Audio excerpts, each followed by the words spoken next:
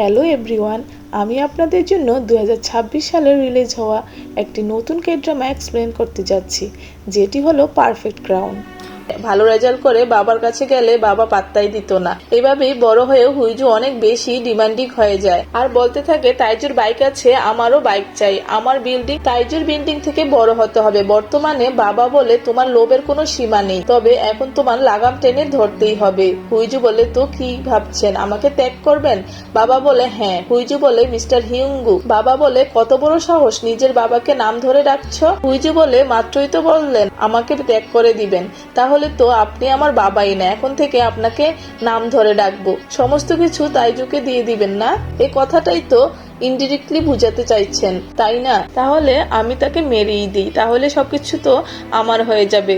পরে আমি বিয়ে করে রয়্যাল ফ্যামিলিতেই চলে যাব। আপনি আমার সাথে ফাইট করতে চান তো শুরু হয়ে যান। আপনিও তাদের মধ্য থেকে একজন যারা আমাকে সবসময় ডিসঅ্যাডভান্টেজে রাখেন, যেন আমি উইক থাকি আর ফাইট ব্যাক করতে না পারি, কারণ আপনারা ভয় পান যে আমি হয়তো জিতে যাব। কোনো ব্যাপার না, এসবে আমার অভ্যাস আছে। বেস্ট অফ লাক, তবে আমি জানি আমি জিতবো। এই বলে সে চলে যায় আর বাবা অনেক বেশি রেগে যায়। পরের সিনে হুইজু মন খারাপ করে ড্রিঙ্ক করছিল, তখন লিয়ান তাকে কল করে। হুইজু তাকে সরি বলে, ওই সময় হুট করে কল কেটে দেওয়ার জন্য। লিয়ান জিজ্ঞাসা করে তুমি ঠিক আছো না? হুইজু ইমোশনাল হয়ে বলে আমি তোমার সাথে পরে কথা বলছি, এখন আমি অনেক বিজি। এবার আমাদের ফ্ল্যাশব্যাক দেখানো হয়। ছোট হুইজু বাবার কাছে বারবারই তার ছোটখাটো সাকসেস নিয়ে দেখাতে যেত, এফেকশন পেতে যেত, কিন্তু বাবা অলওয়েজ তাকে ইগনোর করত। সমস্ত ভালোবাসা তাইজুই পেত। এসব সহ্য করতে করতে হুইজু এক পর্যায়ে ডিমান্ডিং হয়ে যায়। ডিমান্ডিং কি, সে তার অধিকারীর মুখ ফুটে চাইতে শুরু করে। যাক, বর্তমানে ডোরবেল বেজে ওঠে। হুইজু রেগে ভাবতে থাকে এখন তাকে আবার কে বিরক্ত করতে আসলো। বেসবল ব্যাট নিয়ে যেতে থাকে যে আজ তো তার মাথায় ফাটিয়ে দিব। তবে দরজা খুললেই বাইরে লিয়ান দাঁড়িয়ে ছিল। সে বেসবল ব্যাট দেখে বলে তুমি ঘরের ভিতর বেসবল খেলো? হুইজু বলে আরে আমার অনেক এনিমি আছে তো, তাই এসব হাতের কাছে রাখতে হয়। এবার পরের সিনে লিয়ান হুইজুর দিকে তাকিয়েছিল। হুইজু বলে এভাবে কি দেখছো? লিয়ান বলে আমি তো ভেবেছিলাম তুমি অনেক আপসেট, তাই তোমাকে চেয়ার আপ করতে আসলাম, কিন্তু তোমাকে তো এখন দেখে ঠিকঠাকই মনে হচ্ছে। হুইজু বলে ঠিকঠাক? কত কিছু সাফার করেছি সারাদিন, তোমার কোনো ধারণাই নেই। অনলাইনে কিছু কিছু মানুষ আমাকে নিয়ে উল্টাপাল্টা কথা বলছে। আমার বাবাও একটু আগে এসে আমাকে ত্যাগ করার হুমকি দিয়ে গেল। তোমার ফ্রেন্ডসরা তো আমার উপর ডিমও পেরেছে। লিয়ান চিন্তিত হয়ে বলে কোথায়, তুমি তো ঠিক আছো? এদিকে আইরাং বসে বসে হুইজুর ছবি দেখছিল। এরপর কাউকে একটা কল করে। পরের সিনে লিয়াং হুইজুকে তার প্রাইভেট রেসিডেন্সে নিয়ে আসে আর সবাইকে বলে দেয় যে সেফটি রিজনের কারণে আজ থেকে হুইজু এখানেই থাকবে। পরের সিনে হুইজুকে তার রুমে নিয়ে যাওয়া হয়। এখানে আমাদের সার্ভেন্ট কিমের সাথে পরিচয় করে দেওয়া হয়, যে হুইজুকে জিজ্ঞাসা করে আচ্ছা ম্যাডাম, আমি এখন থেকে আপনাকে কি বলে অ্যাড্রেস করব? হুইজু বলে এমনিতে তো সবাই আমাকে ম্যাডামই বলে, কিন্তু তুমি তো আমার ওয়ার্কার না, তাই তুমি আমার নাম ধরেই ডাকতে পারো। না, কিম বলে আমি আপনাকে মাই লেডি বলে ডাকবো। যাক, এবার পরের সিনে লিয়ান হুইজুকে কল করে জিজ্ঞাসা করে যে নতুন রুমটা কি তোমার পছন্দ হয়েছে? হুইজু বলে অনেক বেশি পছন্দ হয়েছে, মনে হচ্ছে হিস্টোরিক্যাল ড্রামার শুটিং প্লেসে আছি। লিয়ান বলে ঠিক আছে, তাহলে তুমি এখন ঘুমিয়ে পড়ো। হুইজু বলে তুমি ঘুমাবে না? লিয়ান বলে আমার এখনো অনেক কাজ আছে। হুইজু বলে এখনো কাজ করছো? আমিও আসি, আমি কিন্তু অনেক ওয়ার্ক হলিক। পরের সিনে তারা কাজ করছিল, তবে হুইজুর মাথায় তো কিছুই ঢুকছিল না, কারণ এগুলো সবই হিস্ট্রি রিলেটেড। কথা ঘুরানোর জন্য তখন সে লিয়ানকে বলে আচ্ছা এখন থেকে কি আমাকে এখানেই থাকতে হবে? না মানে আমি একজন ইন্ডিপেন্ডেন্ট ওমেন, তো এখানে আমার কেমন বন্দি বন্দি লাগে। তাছাড়া এখান থেকে আমার অফিসও অনেকটা দূরে। লিয়ান বলে তোমাকে এখানেই থাকতে হবে, মানুষকে বুঝাতে হবে যে আমরা দুজন কতটা লাভি কাপল। যাক, এবার একটু পর হুইজু আবারও কিছু একটা নিয়ে কথা শুরু করে। লিয়ান বলে তুমি কিন্তু আমাকে কাজে একটু হেল্প করছো না, বরং ডিস্টার্ব করছো। হুইজু বলে কি করব বলো, আমি এসব কিছুই বুঝতে পারছি না। নিজের ফ্যামিলির হিস্ট্রিতে ইন্টারেস্ট নেই, আর এটা তো তোমার ফ্যামিলির হিস্ট্রি। এরপর জিজ্ঞাসা করে আচ্ছা তুমি তো প্রথমে আমাকে বিয়ে করতে রাজি ছিলে না, পরে হুট করে কিভাবে রাজি হয়ে গেলে? লিয়ান বলে কারণ তোমার অনেক টাকা আছে। হুইজু বলে ব্যাস এই কারণেই? লিয়ান বলে কারণ তুমি অনেকটা সুন্দরী। হুইজু হুইজু বলে ফাইনালি একটা ভ্যালিড রিজন। লিয়ান বলে আরো একটা কারণ আছে, ভবিষ্যতে যখন আমি কিং হয়ে যাব মানুষ আমাকে অনেক হেট করবে, তখন তুমি আমার পাশে থাকবে, আমার পেইন বুঝবে, কারণ তুমি জানো অ্যাম্বিশন জিনিসটা কি। পরদিন সকালবেলা আয়রান কোনো একটা রিচুয়ালের জন্য রেডি হচ্ছিল, তখন তার অ্যাসিস্ট্যান্ট তাকে বলে এবার তো আপনার লিওনের বিয়েতে কাকে কাকে দাওয়াত দিতে হবে, কি করতে হবে, সমস্ত কিছুর একটা লিস্ট দেওয়া উচিত। তখনই আয়রানের কাছে একটা কল আসে। এরপর সে তার অ্যাসিস্ট্যান্টকে বলে কখনোই না। এদিকে লিয়ানের বাড়ি সিলগালা করতে মানুষ চলে আসে। সার্ভেন্ট কিন্তু দ্রুত হুইজুকে ডেকে তুলে। ওই লোকেরা জানায় যে সেদিন প্যালেসে ফায়ার ইনসিডেন্টের জন্য তার ইনভেস্টিগেশন করতে এসেছে। হুইজু বলে আপনাদের কাছে কোনো সার্চ ওয়ারেন্ট আছে কি? তারা জানায় রয়্যাল প্রোটেকশনের রুল অনুযায়ী যখন রয়্যাল ফ্যামিলিতে কোনো বিপদ হয় বা ঝামেলা হয় তখন আমরা কোনো ওয়ারেন্টি ছাড়াই কারো প্রাইভেট প্রপার্টিতে ঢুকে ইনভেস্টিগেশন শুরু করতে পারবো। এরপরই সেই রুমে সানভিন শুরু হয়ে যায়। এদিকে তার অফিসেও একই অবস্থা। পরের সিনে সার্ভেন্ট কিম আর হুইজু বাথরুমে ছিল। হুইজু এখানে লিওনকে কল করার চেষ্টা করছিল, তখন সার্ভেন্ট কিম বলে সে তো এখন রিচুয়ালের মাঝে আছে, তার ফোন তো তার কাছেই নেই, সে কল কি করে ধরবে। পরের সিনে দহি দৌড়াচ্ছিল আর বলছিল ভেবেছিলাম আজ উইকেন্ড আরাম করব, কিন্তু আজকেও কত কাজ করতে যাচ্ছি। হুইজু বলে আরে যাও যাও, আমি তোমাকে বোনাস দিব। এখন সার্ভেন্ট কিং বলে ওঠে ওখানে গিয়ে কোনো লাভই হবে না, সে তো লিয়ানের সাথে দেখা করতেই পারবে না, কারণ ওই রিচুয়ালে কমনরা অ্যালাউড না। আর আসলেও এমনটাই হয়। দহিক বারবার গার্ডদের বোঝানোর চেষ্টা করছিল, তখনই সেখানে সার্ভেন্ট কিম বাইক দিয়ে চলে আসে আর তাদের লিয়ানের স্ট্যাম্প দেখায়। ফ্ল্যাশব্যাকে দেখে হুইজু এই স্ট্যাম্পরা বাথরুমের ওয়াটার ট্যাঙ্কে লুকিয়ে রেখেছিল। সার্ভেন্ট কিম বলে এটা আপনি কোথায় পেয়েছেন? হুইজু বলে এটা লিয়ানি আমাকে দিয়েছিল, এখন এটা নিয়ে জলদি তুমি যাও। বর্তমানে দেখি গার্ডসরা তাদের প্যালেসে ঢুকতে দিয়েছে, রিচুয়াল পুরোদমে চলছে, এখন বাধা দিলে অনেক বড় শাস্তি পেতে হবে। তখনই সেখানে হিউনকে দেখে তারা বলে একেই তো বলা যায়, এও সাহায্য করতে পারবে। দহি তখনই হিউনের কাছে চলে যায়। এদিকে হুইজুকে জিজ্ঞাসাবাদের জন্য নিয়ে যাওয়া হচ্ছিল, তখনই সেখানে লিয়ান চলে আসে আর বলে আপনাদের কে অর্ডার দিয়েছে? কিং রিচুয়াল পারফর্ম করছে আর আমি এখানে আছি, আমরা তো অর্ডার দেইনি। আয়রান বলে আমি এসবের অর্ডার দিয়েছি। প্যালেসে যখন আগুন লেগেছিল তখন তাকে এমন এক জায়গায় দেখা গিয়েছিল যেখানে সিভিলিয়ানরা অ্যালাউড না। পার্টিতে সে রেড ড্রেস পরে এসেছিল, একটা ওয়াইন গ্লাসও ভেঙেছিল। এত এভিডেন্স থাকতে তার জিজ্ঞাসাবাদ কেন হবে না? লিয়ান বলে এসব কি আপনি এভিডেন্স বলছেন? ঠিক আছে, যদি তার জিজ্ঞাসাবাদ হয় তাহলে আমারও হবে, কারণ আমরা দুজন এখন একই। তখনই হিয়ন দহিকে ইশারা করে আর দহি হুইজুর পায়ে একটা লাথি মেরে দেয় আর বলে দেখো দেখো এ অজ্ঞান হয়ে যাচ্ছে। লিয়ান সাথে সাথে তাকে কোলে তুলে নেয় আর হুইজু অজ্ঞান হওয়ার ভান করতে থাকে। লিয়ান বলে এখন আমি তাকে বাড়ি নিয়ে যাচ্ছি, জিজ্ঞাসাবাদ করতে হলে সেখানেই চলে আসো। পরের সিনে লিয়ান হুইজুকে এভাবে বিছানায় ফেলে আর বলে অনেক হয়েছে, এবার নাটক বন্ধ করো, তুমি তাদের সাথে কেন গিয়েছিল? হুইজু বলে আমি কোথায় গিয়েছিলাম, আমাকে তো টেনে হেঁচড়ে নিয়ে যাওয়া হয়েছে। লিয়ান বলে তুমি অনেক ভয় পেয়েছিলে তাই না? হুইজু বলে আরে কি বলো, আমার সাথে এরকম হতেই থাকে। লিয়ান বলে যাক, তারপরও আর কিছু চিন্তা করো না, আর কোনো জিজ্ঞাসাবাদ হবে না, কারণ তোমাকে ধরতে আসলে আমাকে ধরতে হবে আর আমি গ্র্যান্ড প্রিন্স, আমার সাথে কিছু করার সাহস কারোরই নেই। এদিকে আয়রাং অনেক বেশি রেগে ছিল। পরের সিনে হুইজু প্যালেস থেকে আবারও লিয়ানের বাড়িতে চলে আসে। এখানে সবাই তো অনেক বেশি খুশি ছিল যে বড় একটা ঝামেলা মিটেছে। রাতের বেলা হুইজু গোসল করে লিয়ানকে কল করে আর জিজ্ঞাসা করে তুমি এখনো বেঁচে আছো? লিয়ান বলে হ্যাঁ, এখনো অনেক কাজ করছি। হুইজু বলে আমার অনেক ক্ষুধা পেয়েছে। লিয়ান বলে তাহলে কিছু খেয়ে নাও, আমার বাড়িতে তোমার খাবারের কষ্ট হবে না। হুইজু বলে না না, আমি না খেয়ে থাকবো যেন সবাই আমাকে দেখে ভিকটিম মনে করে। লিয়ান বলে কালকে আমি তোমার জন্য রয়্যাল গার্ডের ব্যবস্থা করব। হুইজু বলে কিন্তু আমাদের তো এখনো বিয়ে হয়নি। দাঁড়াও দাঁড়াও, তুমি এসব করছো যেন সবাই মনে করে তুমি আমার প্রেমে কত অন্ধ, তাই না? লিয়ান বলে হ্যাঁ। হুইজু বলে তাহলে দেখো আমিও ওয়াইল্ড কিছু একটা করছি। পরের সিনে এসে প্যালেসে চলে আসে, দেয়ালের পাশে দাঁড়িয়ে এসে লিয়ানকে কল করে। একটু পর লিয়ানও চলে আসে। হুইজু বলে দেখো এবার এমনটা করায় মানুষ তো আমাদের আরো বেশি লাভি কাপল মনে করবে যে আমরা একে অপরকে ছাড়া থাকতেই পারি না। এরপর চা বের করে বলে দেখো এটা আমি নিজের হাতে বানিয়ে এনেছি, যেহেতু রাতভর জেগে থাকবে তাই হার্বাল টি খেলে তোমার ভালো লাগবে, আমি অনেক সাপোর্টিভ ওয়াইফ তাই না? লিয়ান তখন তার গালে হাত রাখে। হুইজু বলে এসব কি করছো? লিয়ান আস্তে আস্তে তার কাছে গিয়ে তাকে কিস করে দেয়। হুইজু তো অবাক হয়ে যায়। লিয়ান বলে ওখানে ক্যামেরা আছে তো তাই তোমাকে কিস করলাম। হুইজু বলে এখনো আছে? লিয়ান বলে হ্যাঁ। হুইজু বলে তাহলে তাদের একটা বেটার অ্যাঙ্গেলের ছবি দেওয়া দরকার। এই বলে সুন্দর একটা পোজ করে কিস করার জন্য। লিয়ান তো হেসে দেয়। পরদিন ক্যাবিনেট মিটিং ছিল। সেখানে হিয়ন আর লিওন শুনছিল যে সবাই গত রাতের কিসের ব্যাপারে গল্প করছে।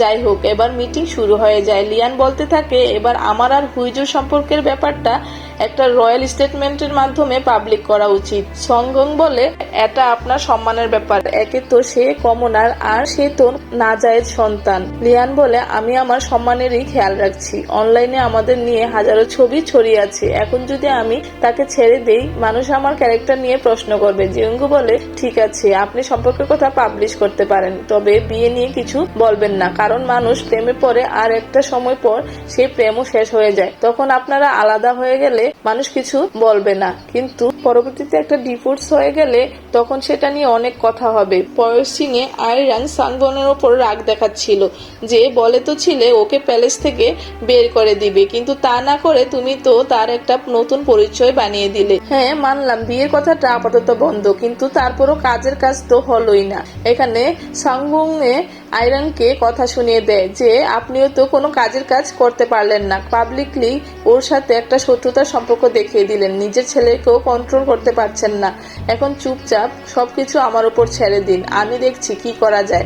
আইরাং বলে তোমার কি প্ল্যান? সাংবং বলে অনেক বড় বড় ফ্যামিলি আছে যারা তাদের মেয়েকে গ্র্যান্ড প্রিন্সের সাথে বিয়ে দিতে চায়। কর্পোরেট কোম্পানিতেও হুইজুর শত্রুরও অভাব নেই, কাল যদি হুইজুর কিছু হয়ে যায় কেউ কোনো সন্দেহ করবে না। এদিকে হুইজু সহ সমস্ত সার্ভেন্টরা টিভিতে নিউজ দেখছিল যে লিয়ান আর হুইজুর রিলেশন কনফার্ম হয়ে গিয়েছে। সবাই তো হুইজুর প্রশংসা করছিল যে প্রথমবার এমন হয়েছে যে কোনো কমনার রয়্যালের সাথে সম্পর্কে জড়িয়েছে, তার স্বীকৃতি পেয়েছে।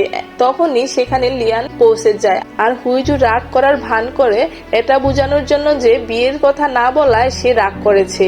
পরের সিনে হুইজুর ছবি দেখে বলছিল এটা কেমন দেখা যায়, আমি বলেছিলাম প্রফেশনাল ফটোগ্রাফার ডেকে আমরা নিজের কিছু ছবি তুলে পাবলিশ করে দেই। লিয়ান বলে এটাতে কি সমস্যা, এখানে তো ভালোই দেখাচ্ছে।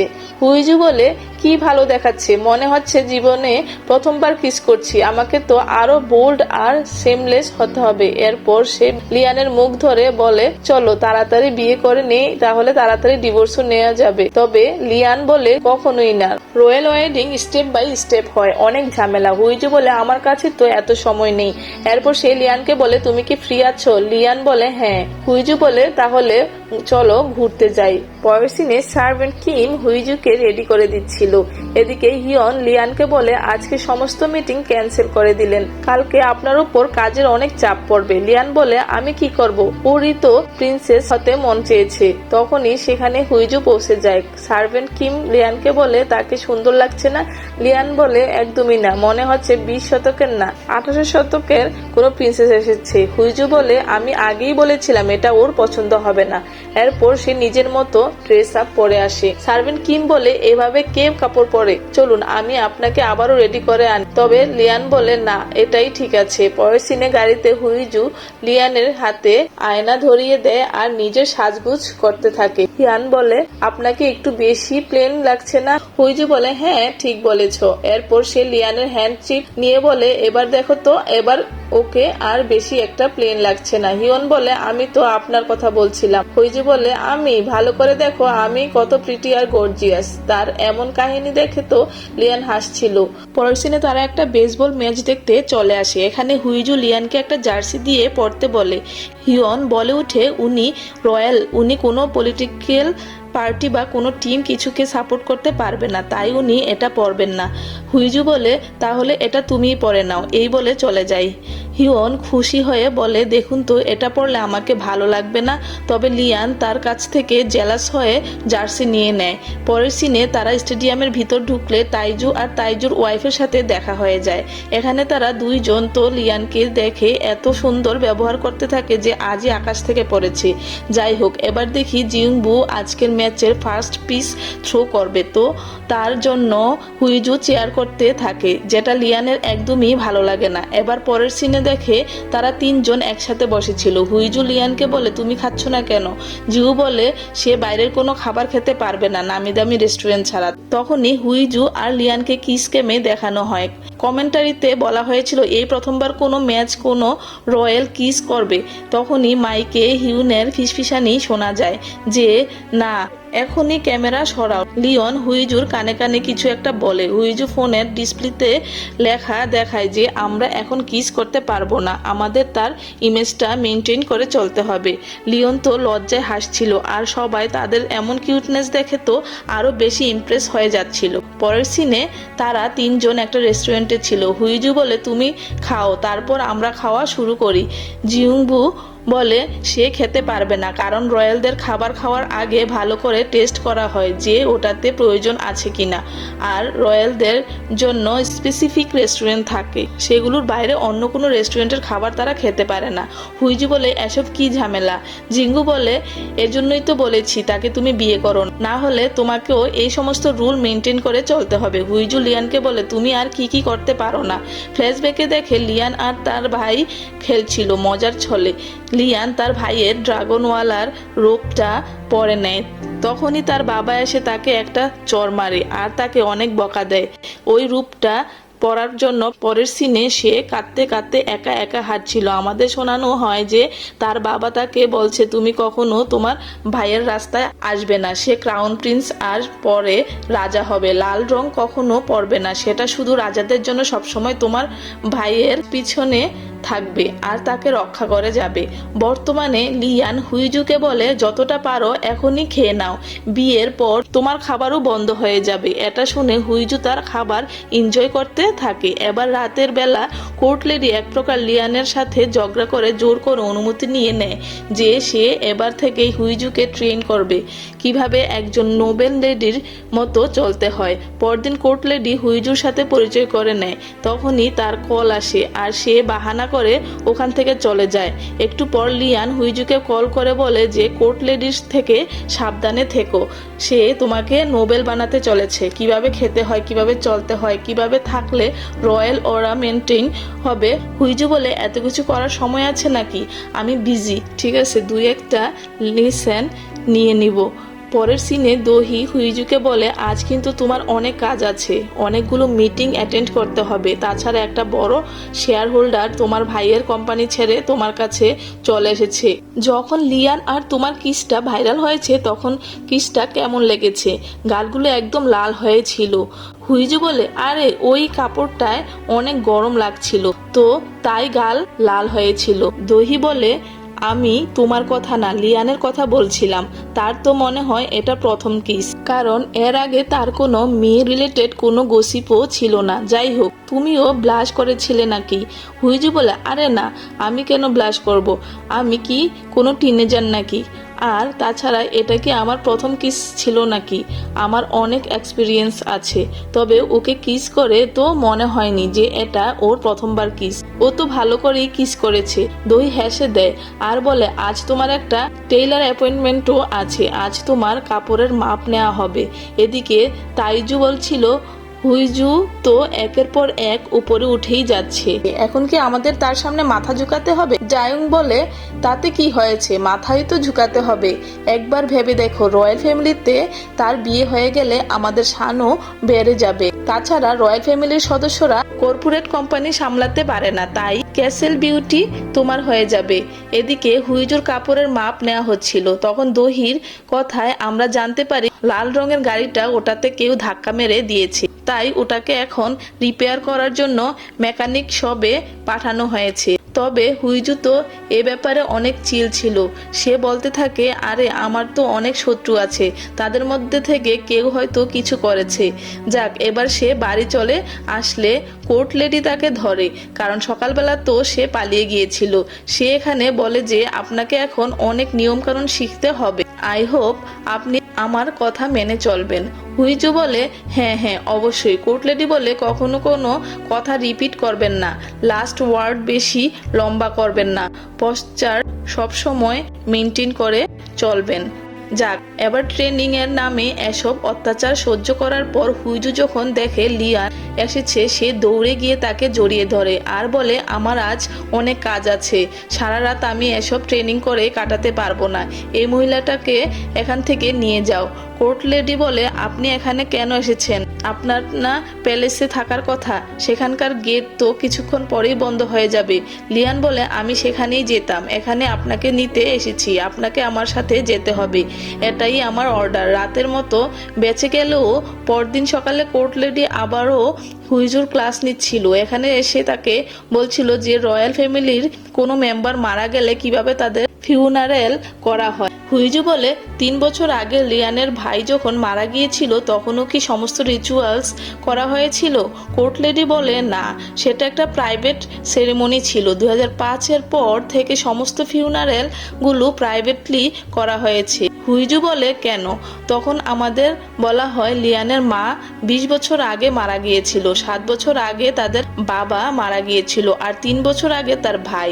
তো একটা না এতগুলো গুরুত্বপূর্ণ মানুষের মৃত্যু হওয়ার সেরেমনিগুলো প্রাইভেট রাখা হয়েছে। বর্তমানে এসব শুনে হুইজু ইমোশনাল হওয়ার ভান করে ওখান থেকে কেটে পড়ে। পরের সিনে এসে আর্টিকেলস পড়ে হুইজু জানতে পারে যে লিয়ানের মা মারা গিয়েছিল কার অ্যাক্সিডেন্টে, বাবা হার্ট অ্যাটাকে, আর ভাই ফায়ার ইনসিডেন্টে।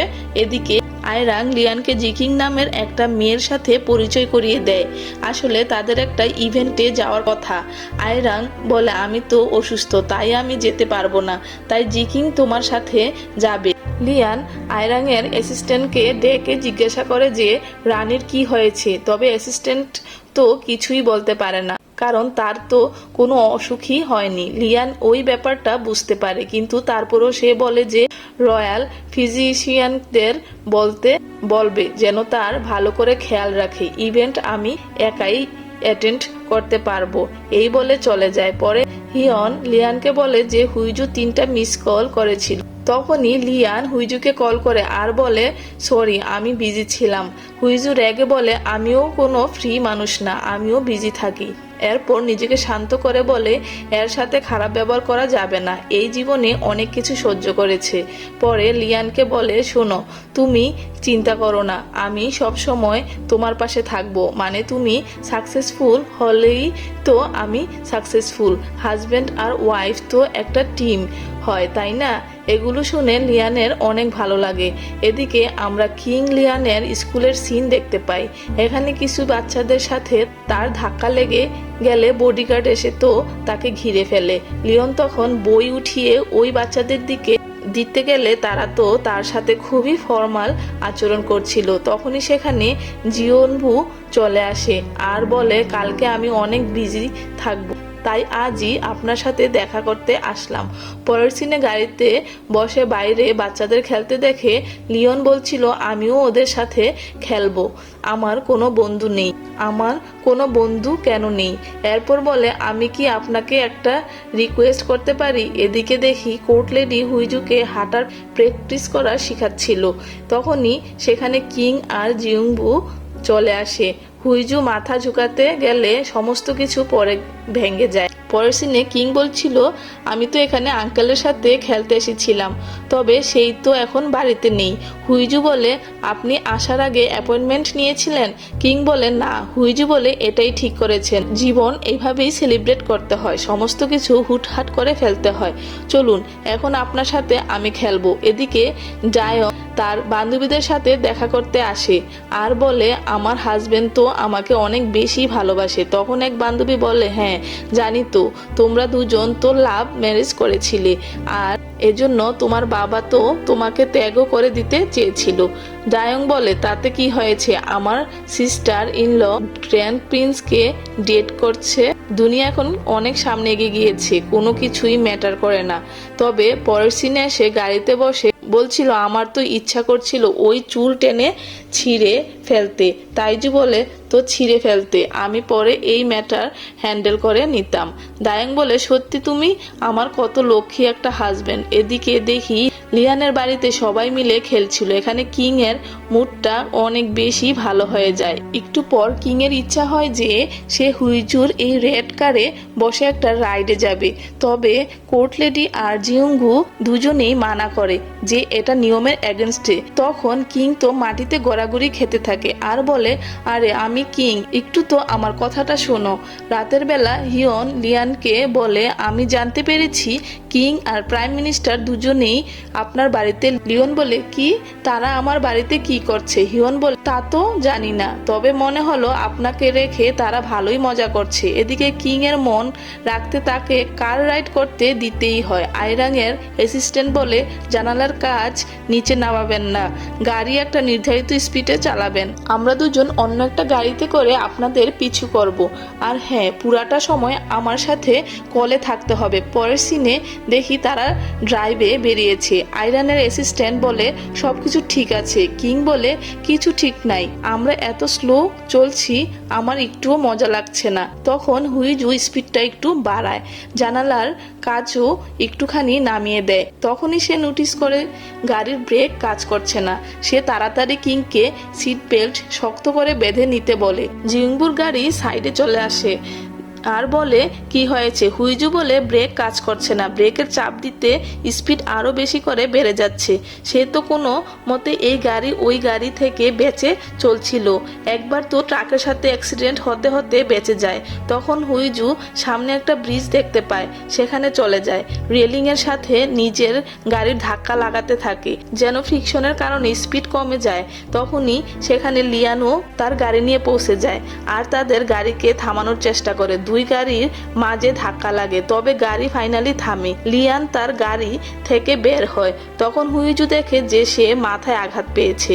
এরপর কোর্ট লেডি এসে আয়রাংকে বলে দেয় যে তার ছেলের সাথে কি হয়েছে। পরের সিনে আয়রাং হসপিটালে চলে আসে আর সামনে জিউঙ্গুর সাথে দেখা হয়, তার সাথে রাগারাগি করতে থাকে। জিউঙ্গু তাকে শান্ত হতে বলে। আয়রাং বলে তোমরা আমার ছেলের সাথে কি করেছো, সে এখন কেমন আছে? জিউঙ্গু বলে তার মাইনার ইনজুরি হয়েছে, সিরিয়াস কিছু না। ভিতরে এসে আয়রাং নিজের ছেলেকে ঘুমাতে দেখে শান্ত হয়। এরপর জিউঙ্গুকে জিজ্ঞাসা করে লিয়ানের কি খবর, আমি শুনেছি সেও এসবে ইনভলভ ছিল।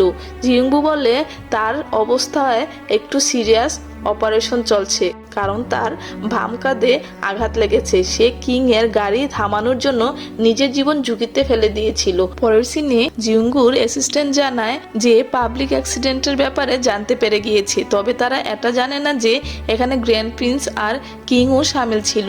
জিউঙ্গু বলে হুইজুর এখন কি অবস্থায়? অ্যাসিস্ট্যান্ট বলে ডাক্তার বলেছে সিরিয়াস কিছু না, সে এখন অজ্ঞান, আমাদের তার জ্ঞান ফেরার অপেক্ষা করতে হবে। তখনই সেখানে আয়রান চলে আসে আর বলে তোমরা হুইজুর ব্যাপারে কথা কেন বলছো, সেও কি এসবে জড়িত? জিউঙ্গু সমস্ত কিছু বলে দেয়। পরের সিনে আয়রান চলে যাচ্ছিল, জিউঙ্গু ডেকে তাকে জিজ্ঞাসা করে এখন সে কি করবে। আয়রান বলে আমি এখনই সেটাই করব যেটা আমার করা উচিত। জিউঙ্গু বলে যদি মানুষ জানতে পেরে যায় যে এই অ্যাক্সিডেন্টের মাঝে কিং আর লিয়ানো সামিল ছিল আর সবাই মিলে কিভাবে ট্রাফিক রুলসগুলো ভেঙেছে তাহলে কি হবে আপনি ভালো করে জানেন। আয়রাং বলে তুমি কি হুইজুকে প্রোটেক্ট করছো? হিয়ন বলে না, আমি কিংকে প্রোটেক্ট করছি, কারণ এসব কথা ফাঁস হয়ে গেলে সবার আগে মানুষ কিংকেই দোষ দিবে। এদিকে হিয়ন আর কোর্টেরই অপারেশন থিয়েটারের সামনে ছিল। তখনই ডক্টর বেরিয়ে এসে জানায় যে অপারেশন সাকসেসফুল হয়েছে, 1 ঘন্টা পরেই তার জ্ঞান ফিরে আসবে। এদিকে জিয়ং তার সেক্রেটারিকে অ্যাক্সিডেন্টের ব্যাপারে খোঁজ নিতে বলে, কারণ তার মনে হচ্ছিল এটা কেউ ইচ্ছে করে করেছে, আর এটাও বলে যে হুইজুর জ্ঞান ফিরলে সাথে সাথে যেন তাকে কল করা হয়। এদিকে কিং হুইজুর কাছে আসে আর ফ্ল্যাশব্যাক মনে করে যেখানে হুইজু তার হাত ধরে রেখেছিল যেন সে ভয় না পায়। বর্তমানে কিং হুইজুর হাত ধরে বলে এবার তুমিও ভয় পেও না। তখনই হুইজুর জ্ঞান ফিরে আসে, সে কিংকে দেখে জিজ্ঞাসা করে তুমি কি ঠিক আছো? কিং বলে হ্যাঁ আমি ঠিক আছি। তারপর কিং তার কাছে ক্ষমা চায়, কারণ এই সমস্ত কিছু তো সে জেদ করেছে বলেই হয়েছে। হুইজু বলে ইটস ওকে, এসব কিছু তো হতেই থাকে। তারপর হুইজু জিজ্ঞাসা করে লিয়ান এখন কেমন আছে। কিং বলে সে একদমই ঠিক আছে, একটু আগে তার সার্জারি হয়েছিল। সার্জারির কথা শুনে হুইজু তো অস্থির হয়ে যায়। এরপর সে ছুটে লিয়ানের কাছে আসে আর তার ফেস টাচ করে বলে তুমি কি ঠিক আছো। লিয়ান বলে আমি একদমই ঠিক আছি। এরপর সেও তার ফেস টাচ করতে নেয়, তবে হুইজু সরে যায়। লিয়ান বলে দেখো আমার হাত ব্যথা, আমি হাত উঁচু করে রাখতে পারবো না, জলদি এদিকে এসো। এটা শুনে হুইজু লিয়ানকে তার ফেস টাচ করতে দেয়। এরপর হুইজু বলে আজ যা হয়েছে তবে আমাকে কথা দাও, আজকের পর থেকে নিজেকে ঝুঁকিতে ফেলে তুমি আমাকে বাঁচাতে আসবে না। লিয়ান বলে ঠিক আছে, তাহলে তুমিও আমাকে কথা দাও, এমন বিপদে আর পড়বে না। হুইজু বলে আমি এটার কথা দিতে পারবো না। লিয়ান বলে তাহলে আমিও পারবো না। হুইজু বলে কথা বাড়িও না, তোমার আজকে এমন কিছু করা মোটেই ঠিক হয়নি। মানুষ যদি এসব জানতে পারে তাহলে ভাববে আমার প্রেমে পাগল হয়ে তোমার মাথা একদম খারাপই হয়ে গিয়েছে। লিয়ান হাসতে থাকে। পরের পার্টটি দেখার জন্য আমাদের চ্যানেলটিকে সাবস্ক্রাইব করে রাখুন।